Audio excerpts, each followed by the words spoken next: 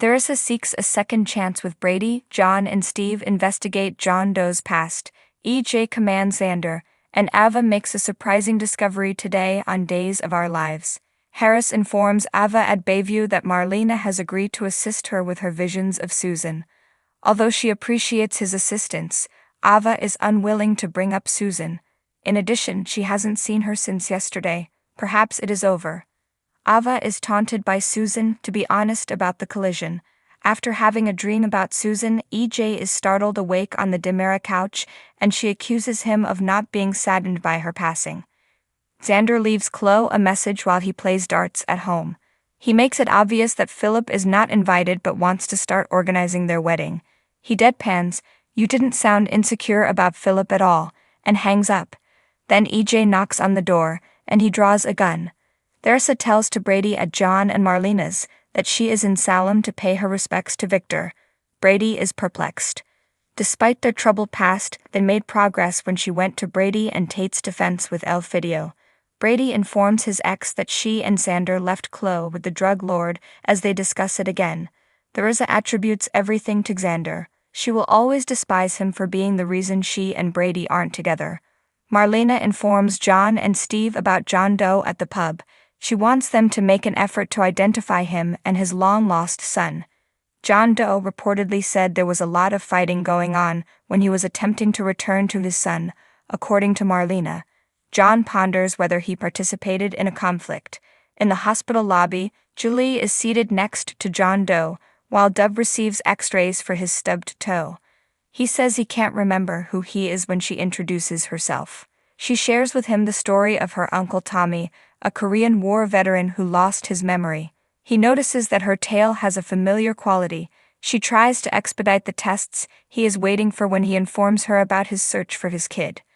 When alone himself, he questions why Tommy and Korea sound so similar. EJ quietly declares at Xander's apartment that he has allowed his mother's murder to go unpunished for too long. Xander accuses Ava of being to blame. She so deserves to perish more than anyone. EJ concurs. Which is why, he says, handing Xander the gun, "I want you to kill her." Although EJ is offering Xander a chance to atone for what he did to Susan, Xander is uncomfortable with the idea.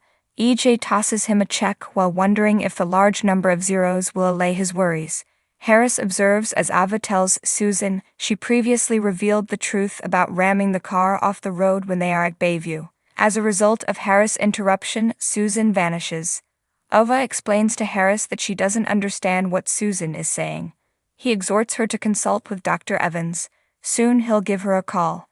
John claims in the pub that if John Doe had actually served in the military, his prints could have been ran through the database.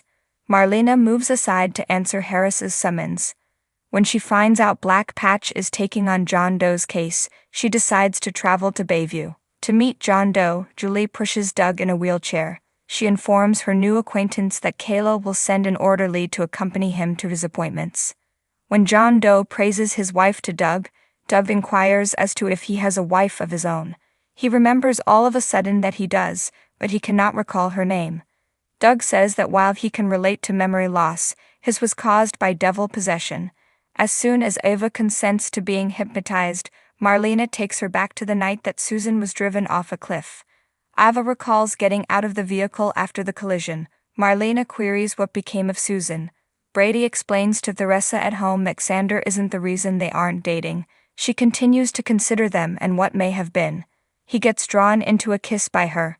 He reacts, saying it's a poor idea, and turns away. She tries to get back together with him while crying, but he is unwilling to go back there with her. Never, not right now. He requests that she go. EJ's check is tattered by Xander in his apartment.